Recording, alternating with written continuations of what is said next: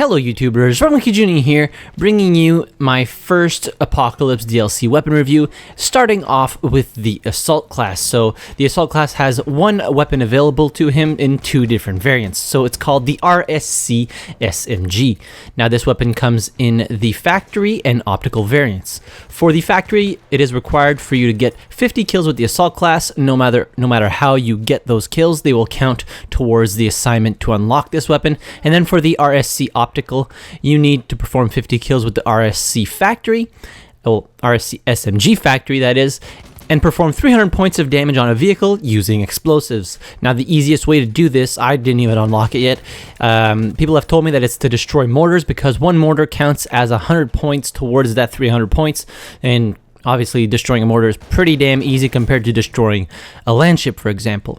Now let's start off with the statistics of this weapon. So the strong point of this weapon is its very high damage model. So the maximum damage is 38 damage per shot within 10 meters, and then it goes all the way down to 21.5, which is still a pretty respectable amount of damage for like maximum range and minimum damage for an SMG, because considering that most SMGs have something along the lines of 12 to 15 damage per shot at the minimum value, this one can still do pretty decent damage at range.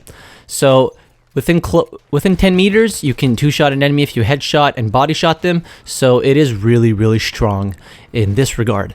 So the drop-off points, as I said, 10 meters, within 10 meters, 38 damage per shot, and then at 47 meters, it's at the minimum damage of 21.5. It has a respectable fire rate of 449 rounds per minute, muzzle velocity of 570 meters per second, which is pretty good for an SMG. And here is where we get the trade-off for such a high damage model. So it only has 9 rounds in the magazine. So essentially, it is a skill cannon. You cannot miss with this weapon, it won't forgive, and you will probably get killed.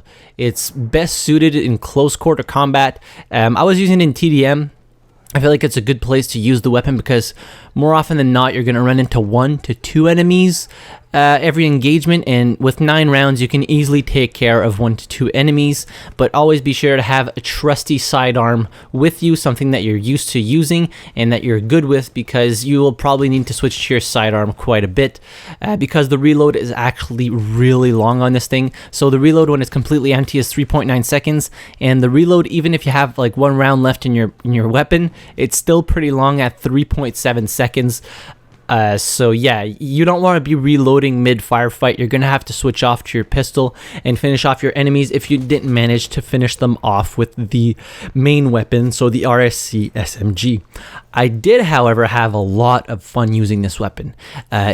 You do so much damage at close range, it's unfathomable. A lot of people are saying it's the worst Apocalypse DLC weapon, and I don't agree with them. I think it's a weapon that requires you to have very good accuracy, manage your rounds very well, and also, you know, be able to use a sidearm appropriately. If not, I mean, of course you're going to do bad with this weapon because it just doesn't cater to like the playstyle of run and gun. You have to put your shots on target, if not you're dead. It's as simple as that. It's like the Martini Henry, you have to put your shots on the target, if not you're dead. And I had the most success using this weapon on semi-auto instead of fully automatic.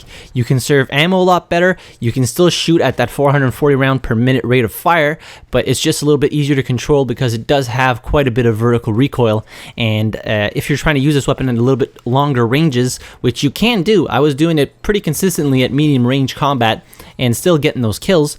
If you use it on fully automatic, you're not going to be able to hit the broadside of barn, but if you do use it on semi-automatic fire, I think that you will have quite a blast using this weapon.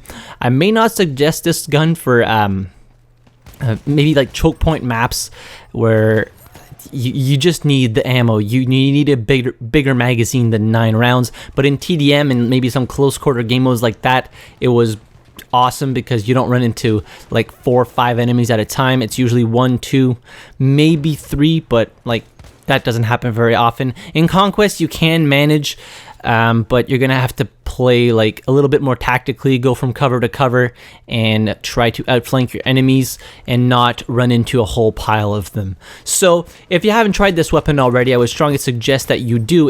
It has a very different playstyle than most of the other weapons for the assault class. The assault class weapon in general don't really have that good range on them, and you can't really use them for that type of combat or playstyle because essentially you're shooting peas at them. It's a pea shooter, the SMGs in the assault class, and the other ones are shotguns, and the only way you can use a shotgun at longer ranges is to have the slug. So it's a nice breath of fresh air for the assault class to have a weapon that's a little bit more capable at long range and very, very good at close quarter combat, but just it's a skill cannon, so be aware of that when you try it out. Let me know in the comments down below if you have tried this weapon already, if you enjoy it. And while you're down there, be sure to hit the like button if you enjoyed the video. Subscribe to the channel if you haven't already to see some more awesome Battlefield content. Don't forget to join the Discord server, link in the description down below. And as always, thank you very much for watching. I really appreciate it, and I'll see you guys in the next video. Have a good one.